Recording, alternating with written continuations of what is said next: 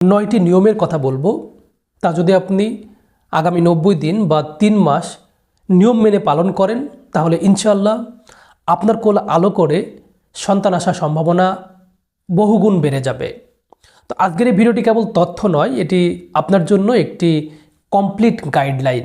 তাই একটু সময় নিয়ে স্বামী স্ত্রী দুজনে মিলে একসাথে বসে শেষ পর্যন্ত দেখার চেষ্টা করুন। প্রিয় দর্শক, সবচেয়ে বড় ভুল যেটা হয় সেটা হলো ভুল সময়ে চেষ্টা করা। বিজ্ঞান বলে মাসের 30 দিনই কিন্তু সন্তান হওয়ার জন্য উর্বর নয়। আপনার পিরিয়ড শুরুর প্রথম দিন থেকে হিসাব করে 10ম দিন থেকে 20তম দিনের মধ্যে আপনার অভুলেশন বা ডিম্বাণু নিঃসরণ হয়। আর এই ডিম্বাণু মাত্র 12 থেকে 24 ঘন্টা পর্যন্ত বেঁচে থাকে। তাই এই 10 দিন আপনারা একদিন পর পর মেলামেশা করুন। এখন প্রশ্ন হলো কেন একদিন পর পর? কারণ পুরুষের শরীরে নতুন এবং শক্তিশালী শুক্রাণু তৈরি হতে অন্তত 24 থেকে 48 ঘন্টা সময় লাগে। তো প্রতিদিন মেলামেশা করলে অনেক সময় শুক্রাণু ঘনত্ব কমে যায়। তাই পিরিয়ডের 10ম দিন থেকে 20তম দিনের মধ্যে আপনারা একদিন পর পর মেলামেশা করুন।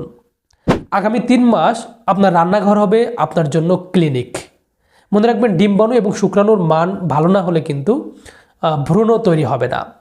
তাই নারীদের জন্য খাদ্য তালিকায় ওমেগা 3 সমৃদ্ধ খাবার, অর্থাৎ সামুদ্রিক মাছ, বিভিন্ন ধরনের বাদাম, বিশেষ করে আখরোট, তারপর চিয়া সিড, এগুলো অবশ্যই রাখার চেষ্টা করবেন। তারপর প্রচুর পরিমাণে সবুজ শাকসবজি খাবেন, বিভিন্ন ধরনের ফল, বিশেষ করে বেদেনা বা ডালিম খাবেন এবং প্রচুর পরিমাণে পানি পান করবেন। এছাড়া ফলিক অ্যাসিড সমৃদ্ধ খাবার এগুলো খাওয়ার চেষ্টা করবেন। তবে সবথেকে ভালো হয় যদি আপনি আজ থেকেই একটি করে ফলিক অ্যাসিড খাওয়া শুরু করে দেন। কারণ গর্ভধারণের অন্তত 3 মাস আগে থেকে সকল নারীদের ফলিক অ্যাসিড শুরু করা উচিত। এটি কেবল বাচ্চার জন্মগত ত্রুটি রোধ করে না, বরং ডিম্বাণুর গুণগত মান বৃদ্ধিতেও কিন্তু সহায়তা করে। এটি খুবই সাশ্রয়ী কিন্তু অত্যন্ত শক্তিশালী একটি সাপ্লিমেন্ট। যে কোনো ফার্মেসিতে আপনারা এটা কিন্তু খুব সহজেই পেয়ে যাবেন। আর পুরুষদের জন্য দরকার জিঙ্ক এবং সেলেনিয়াম। তাই প্রতিদিন 1 মুঠো কুমড়োর বীজ, কাজু বাদাম এবং অন্তত একটি করে হলেও ডিম খাওয়ার অভ্যাস করুন। প্রয়োজনে আপনি চাইলে যে কোনো জিঙ্ক সাপ্লিমেন্টও কিন্তু নিতে পারেন। প্রিয় দর্শক, প্রতিদিন সকালে খালি পেটে 1 গ্লাস হালকা গরম পানিতে লেবুর রস মিশিয়ে খেতে পারেন। এটি আপনার লিভারকে পরিষ্কার রাখতে সাহায্য করবে। মনে রাখবেন, লিভার সুস্থ থাকলে আপনার শরীরের ইস্ট্রোজেন এবং টেস্টোস্টেরন হরমোন কিন্তু সঠিকভাবে কাজ করবে। আর জিমে গিয়ে হেভি ওয়েট তোলার কোনো দরকার নেই। প্রতিদিন সকালে অন্তত 20 মিনিট দ্রুত হাঁটলেই হয়ে যাবে। এতে আপনার জরায়ুর আশেপাশে রক্ত সঞ্চালন কিন্তু বেড়ে যাবে। বাচ্চা হচ্ছে না কেন? এই চিন্তাটাই আসলে বাচ্চা হওয়ার পথে সবথেকে বড় বাধা। আপনি যখন দুশ্চিন্তা করেন তখন শরীর থেকে কর্টিসল নামক একটি স্ট্রেস হরমোন রিলিজ হয়। তো এটি আপনার অভুলেশন প্রক্রিয়াকে সুইচ অফ করে দেয়। তাই একদম দুশ্চিন্তা মুক্ত থাকুন। 90 দিন একদম রিল্যাক্সে থাকার চেষ্টা করুন। রাতে ঘুমানোর আগে অন্তত 15 মিনিট বই পড়ুন বা আপনার পছন্দের যে কোনো কাজ আপনি করতে পারেন, অথবা স্বামী স্ত্রী একে অপরের সঙ্গে বিভিন্ন বিষয় নিয়ে গল্প করতে পারেন। আর মেলামেশাটাকে আসলে ডিউটি হিসাবে মনে না করে এটাকে ভালোবাসা হিসাবে নিন। আপনার ওজন কি উচ্চতা অনুযায়ী অনেক বেশি?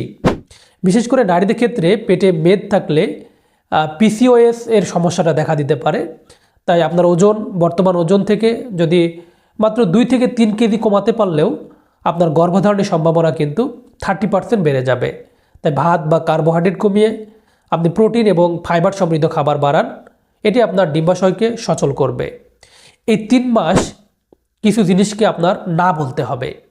1 নম্বর হলো ধূমপান এবং অ্যালকোহল। এটি কেবল শুক্রাণু কমায় না, বরং শুক্রাণুর গঠনকে নষ্ট করে দেয়। 2 নম্বর হলো ক্যাফেইন। দিনে 2 কাপের বেশি চা বা কফি খাওয়া বন্ধ করুন।